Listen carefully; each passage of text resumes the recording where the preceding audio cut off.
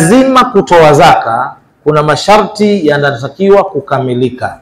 Sharti la kwanza kabisa ni Uislamu, kwa maana kwamba ibada ya zaka inawahusu Waislamu. Asiyekuwa Muislamu hata akitoa mali yake, hata akifuata zile taratibu za zaka, haitoitwa zaka. Atakuwa amefanya wema, na wema huu mbele ya Allah subhanahu wa ta'ala hautapotea, kwa maana atapata malipo ya wema wake hata kama sio Muislamu.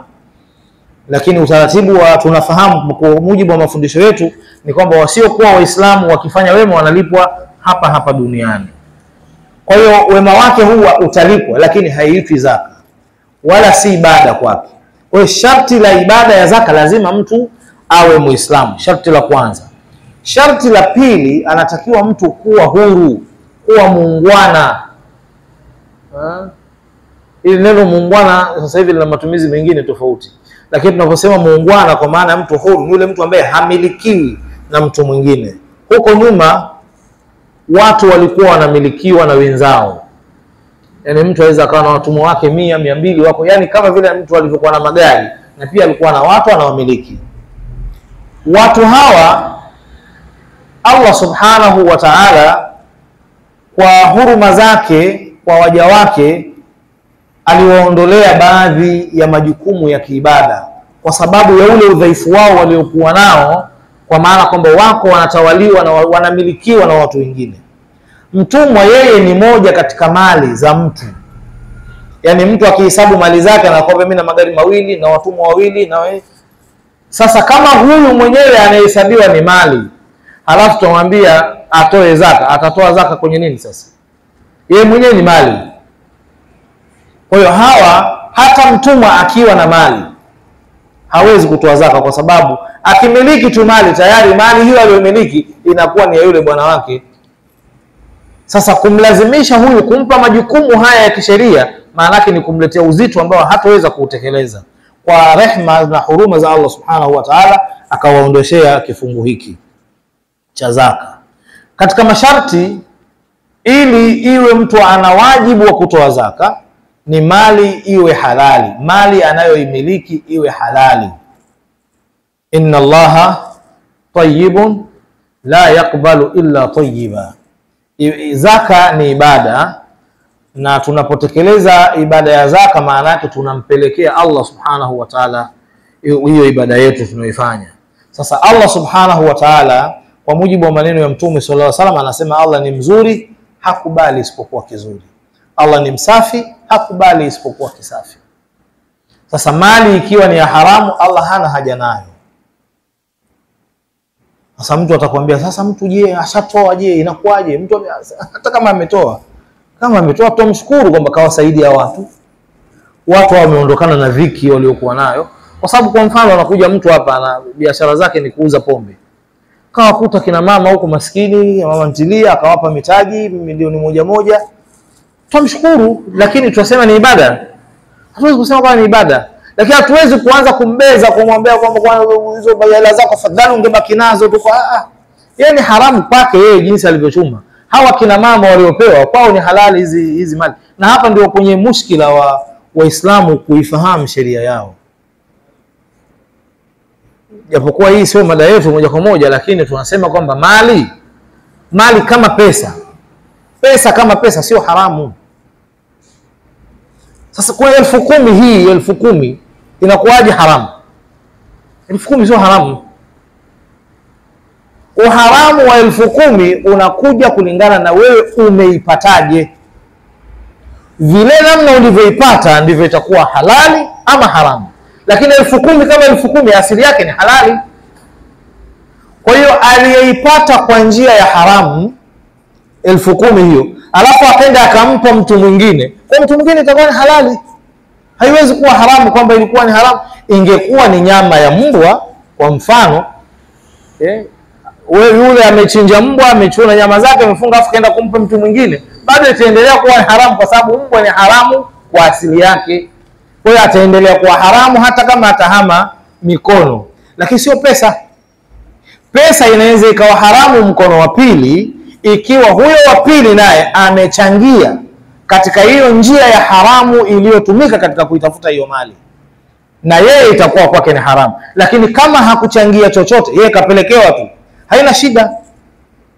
Na ndio inakuja pia mtu kajenga msikiti, bwana, mtu anauza pombe afa ajenga msikiti, mwache ajenge msikiti.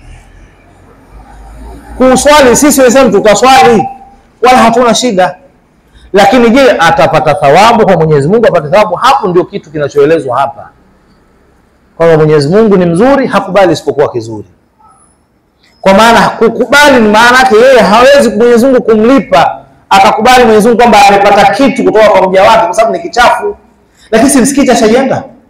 Sasa msikiti una tatizo gani? Si matofali yale, matofali na maji. Matofali ni haramu. Ashajenga msikiti, tutaswali. Naam, turudi kwenye mada. Mali iwe halali ili wajibu wa zaka upatikane. Lakini pia sharti jingine, Muislamu huyo ambaye atawajibika kutoa zaka ni yule ambaye atakuwa anaimiliki mali umiliki uliokamilika. Kuna umiliki usiokamilika kwenye mali. Kwa mfano, mtu anamiliki, tuchukulie kiwango cha zaka ni milioni 2 mathalan. Tutajua huko mbele kiwango cha zaka ni kiasi gani sasa hivi.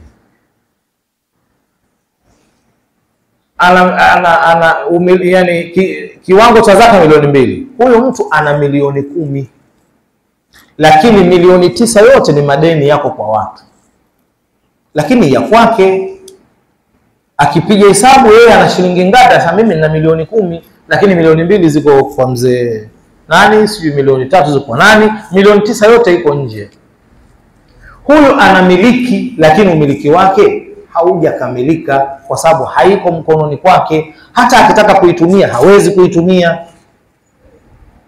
Sasa ili mtu atoe zaka, anatakiwa awe anaimiliki mali umiliki uliokamilika. Na hapa ndipo wanawachuoni wanapokuja kuzungumzia zaka ya madeni, vipi utaratibu wake. Inawezekana mtu huyu akawa anamiliki mali nyingi, sehemu ya mali hiyo ni madeni, sehemu nyingine anayo mwenyewe anaimiliki umiliki uliokamilika. Huyu mtu wanawachuoni wanasema atalipa zaka ya mali ile anayoimiliki umiliki uliokamilika. Ile iliyoko kwenye madeni ataisubiri mpaka itakapokuja, labda iwe iko mkononi kwa watu ambao ana uhakika nao kwamba ni walipaji na watamlipa muda wake unapofika. Huyo anaruhusiwa kuitolea zaka hata kama iko kwenye mikono ya watu. Lakini kama iko kwenye mikono ambayo huna uhakika, unaweza ukaipata leo au usipate, unaambiwa hiyo subiri, lipia hii ambayo iko mkononi mwako ambako umeimiliki umiliki uliokamilika. Ile nyingine usubiri mpaka itakapokuja nayo utailipia zaka. Sharti jingine katika masharti muhimu ni hiyo mali kufikia kiwango cha zaka kilichotajwa na sheria. Kumekuwa na tatizo moja ya vitu vinavyowasumbua sana watu. Hata leo nimepigiwa simu na mtu mmoja kutoka Kongo, ndugu yetu, nafikiri bila shaka anatufuatilia sasa hivi. Anasema huku watu, mtu ana dola 100 anataka kutoa zaka, ana dola 50 anataka kutoa zaka. Lakini hili jambo hata kwetu pia lipo. Lakini sasa angalia maajabu ya hili jambo. Sheikh Al-Amin bin Ali alipoizungumzia zaka kwenye Hidayatul Atfali, kama sikosei, alitaja kiwango cha zaka ndani ya Afrika Mashariki ni shilingi 100. Nafikiri kama sikosei 100 au imepungua kidogo au imezidi kidogo. Sasa watu bado wanachukulia 100 ile ile. Sasa hivi 100 leo unaitoaje zaka? Unaitoleaje zaka?